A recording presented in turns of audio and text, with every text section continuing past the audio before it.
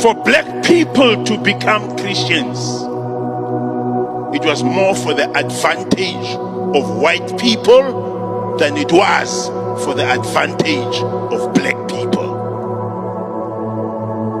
It served the best interest of white people for me to be a Christian than it does serve my interest. What's up, YouTube family? Welcome back to my space. This is Evans Rayola. So guys, on today's video, we will be talking about how white supremacists use Christianity to blindfold the truth from black folks during slavery and during those days of colonization. So guys, in this specific video, we will put emphasis on this book known as How to Make a Negro Christian, a book that was written by Kamau Makesi Tehuti that critiques the role of Christianity in the African diaspora, particularly its impact on enslaved Africans and their descendants. The book explores how Christianity by European colonizers and slave owners to subjugate African people, erase their indigenous cultures, and instill a mindset of obedience and servitude. So guys, on this video, there'll be a pastor who will try to just uncover the secrets behind white supremacists during the spreading of Christianity. So guys, I want us to watch this video. Once the video ends, we'll do a critical analysis of the same. The title of this book is How to Make a Negro Christian. Now, after having read this book, I realized that it doesn't talk really about, it talks a little bit about how to make a black man a Christian. It talks more about why is it important to make a black man a Christian. And very few books have broken my heart like this book. I will not lie to you. Very few books have broken my heart like this. Because this book, firstly, brought to my attention that we did not choose to be Christians. Christianity was imposed on us with the most vile, violent, inhuman methods that you can perceive. This book also clearly identifies the fact that for black people to become Christians, it was more for the advantage of white people than it was for the advantage of black people. It served the best interest of white people for me to be a Christian than it does serve my interest.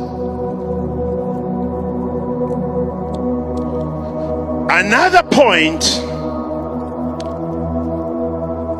it talks about this guy called Dr. Reverend Charles Colcock Jones. Dr. Charles Colcock Jones was a slave master who had plantations, about 6-7 plantations. And in each plantation, there were slaves. There were black slaves. Now, in the north, black people were not even allowed to worship God. Black people were not even allowed to be exposed to the message of Christianity, because these were savages. These were animals. Now, this Colcock Jones was one of the first people who gathered the people in his plantations, black people, and started sharing the message of Jesus. During that time, there were a lot of slave insurrections, meaning black people who were slaves would wake up in the middle of the night, kill all the white people that were in the plantations, burn their houses, and run away. They knew they would be caught, they would be killed. It didn't matter to them. There are more than 400 slave insurrections that are recorded in America. This is the guy who started saying, let me gather black people and let me teach them about Jesus. Let me teach them about the gospel. And he realized this. The more he taught them the Bible, the more he taught them the Bible, the more tamed, the more docile, the more diluted they became. The more he taught them the gospel, the more humble they became. The more he taught them the gospel, the more a threat, the less a threat they became to white people. And he's one of the few people who never had a slave insurrection in his plantations. Now he took it upon himself to teach white people and said, do not be afraid to teach black people the message of Christianity, because it makes them less militant, it makes them docile, it makes them humble, it makes them controllable. Family, that was a very, very powerful speech, or rather sermon, by that black pastor. He emphasizes on the book how to make a Negro a Christian, or rather how to make a black man a Christian. Then he proceeds to ask people first, why is it important to make a black man a Christian? Why do you think it was so important for the white folks to make black men Christians? At first, black folks could not get access to religion, to Christianity. It was something that was hidden from them. But at some point, they started introducing Christianity to them, because they got to understand that if they introduce Christianity to the black slaves, then the black slaves will not be violent to them in any way. They'll be calm and they'll be listening to what they teach them. So let us continue trying to understand this sermon by this black pastor. The black pastor says the book How to Make a Negro Christian broke his heart, and it brought attention that we did not choose to be Christians. Black folks did not choose to become Christians. They were actually forced for them to learn Christianity later, because white folks knew that it would be an advantage to them as they try to introduce Christianity to black folks. Christianity was imposed on us with inhuman methods. He says this book clearly identifies the fact that for black people to become Christians was an advantage for white people than it is for blacks. It was actually introduced for the best interest of the white people. It talks about this reverend known as Charles John, who was a slave master who had plantations with black slaves. He had like 6 plantations with black slaves, where blacks were not even allowed to worship God. They were not allowed, or rather to be exposed to the message of Christianity. Notice, at that time, black folks were not given any knowledge of Christianity. They were actually not allowed to gather and worship God.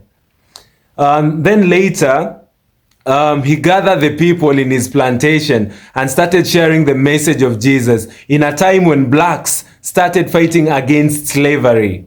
You know, the time that black folks started being rebellious, black folks started fighting back. He thought the best way was for him to bring these black people and teach them Christianity. And that really worked for them, because the more he taught blacks the Bible, the more tamed, the more docile, the more diluted they became. They became humble, and the more they were taught the gospel, the less threat they got from the black people. You know, they noticed that when they continue pumping the message of the gospel, then black folks will start being humble. Black folks will start listening to them. Black folks will stop being rebellious. They'll stop violence. And they thought that this was a perfect way for them to just stop the violence from black people, the rebellion from black people. And you wonder how Christianity got to black folks. You know, we were actually forced. We were actually taught as a strategy to benefit the white man. He told, then later, the guy who owned the 6 plantations went to other whites who are also slave owners and told them, whites, he went and told them that whites shouldn't be afraid to teach blacks the gospel because it makes them less militant, less violent, less docile. They become humble and controllable. You know, he noticed that this was actually a strategy, but not a downfall for them. Because at first they thought that Christianity was only theirs and they could not teach black folks. But later they noticed that these will make them to be in control of black folks. These will make black folks listen to them. These will make black folks humble. And that's how they hacked black folks and knew good well that this is a time that they will be able to be in control of black folks. You know, black folks were taught about Christianity, and many a times you notice a lot was distorted. They did not give black folks the information that is intended according to the Bible, just to ensure that they were in full control.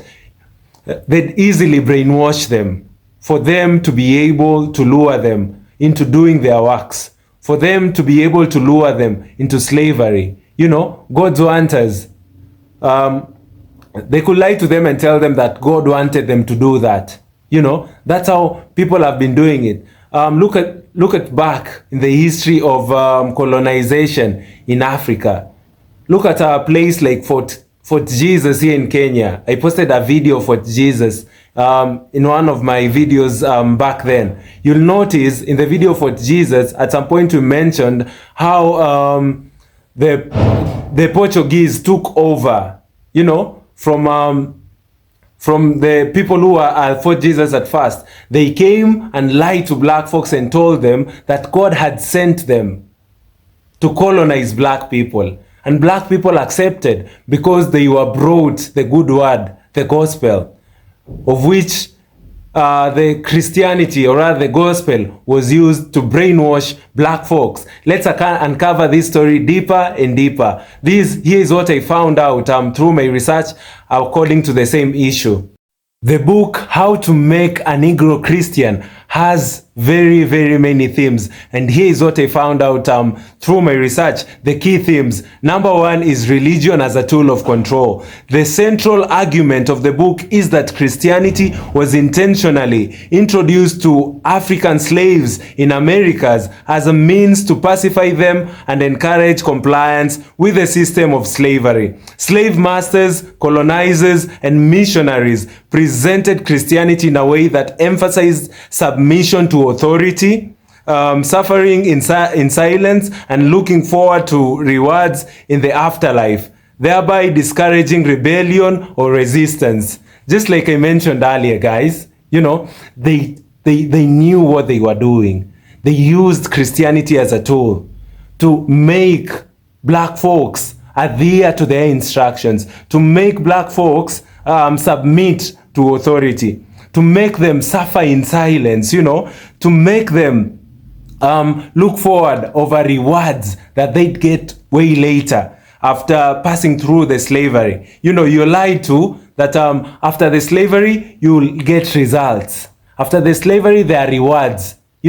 God will come back and just uplift you. You're lied to that way. You're told to keep faith. In the same way, they continue pushing hard and just lure us and make us not understand the main aim of Christianity. The second theme that we notice from the book is they erasure of African identity. The book argues that Christianity played a significant role in the cultural genocide of African peoples. Enslaved Africans were stripped of their languages, names, spiritual beliefs, which are replaced by European customs and religious practices. This process of erasure, made it easier to control African slaves as it disconnected them from their heritage and history. The second point is erasure of African identity. They saw that the best way they can actually take advantage of us is by them erasing our identity as black people. That's why they slowly introduced European cultures in the name of religion into Africans, or rather enslaved Africans in Americas, and tried to remove their culture and introduce a new culture to confuse them. And that way they would be able to take control of us. They'll be able just to lie to us, if we do not have a common culture that we believe in as a people. Then the third point, the third theme rather, is psychological impact. In this book, the author discusses the long-term psychological effects of Christians' indoctrination on black people. He argues that the forced adoption of Christianity instilled a sense of inferiority in African descendants, encouraging them to see themselves as lesser in comparison to their European counterparts. The book also examined how this internalized oppression and persisted in modern times. They were so advanced. They knew how they'd hack us with our psychology. They made us feel less. They made us feel that we must listen to an authority that is higher. That's how we were lied to as black folks, and we accepted. The goal for Christianity by white supremacists was never meant just to push the gospel, just for black people to know God, for black people to know Jesus. That wasn't the goal. Christianity was brought into black folks' lives with an intention. Then let's go to the fourth theme, which is resistance to Christian indoctrines. Despite the widespread use of Christianity as a tool of oppression, the book also highlights the instances of resistance. Some enslaved Africans and their descendants rejected Christianity, maintaining or reclaiming their ancestral spiritual practices, while others reinterpreted Christian teachings in ways that supported resistance and liberation. Then the last theme is decolonizing religion. One of the underlying messages of the book is the importance of re-examining the role of religion in the lives of African descendants. The author advocates for a return to indigenous African spiritual systems, or at least a critical re-evaluation of the way Christians have shaped black identity and culture. In conclusion, How to Make a Negro a Christian challenges its readers to think critically about the ways in which religion can be used as a tool for both oppression and empowerment. The book invites African descendants to reconnect with their pre-colonial spiritual traditions and to question the narratives they have been taught about themselves through the European Christianity. So guys, I hope you enjoyed this video. I hope you all do consider subscribing to my channel for amazing black stories. amazing Black American history stories. And guys, we'll be able to learn a lot. I've posted a series of videos of Black people in the US. You want to go and check those videos, get to learn. Engage me in the comment section down below so that we may be able to learn different pointers from this video. Share your thoughts down below, guys. Kindly like this video so that it can be recommended to other YouTube users. And guys, kindly subscribe to the channel, man. We are on the road to 20k subscribers, and I do not want to spread this gospel alone. I want us to share it with our friends and family. I want us to grow bigger and bigger. I want for Black folks to unite together in a common goal against white supremacists. So guys, I hope you enjoyed this video. Kindly share this video with your friends once again, and I'll be so grateful, guys. So see you all in my next video. Goodbye.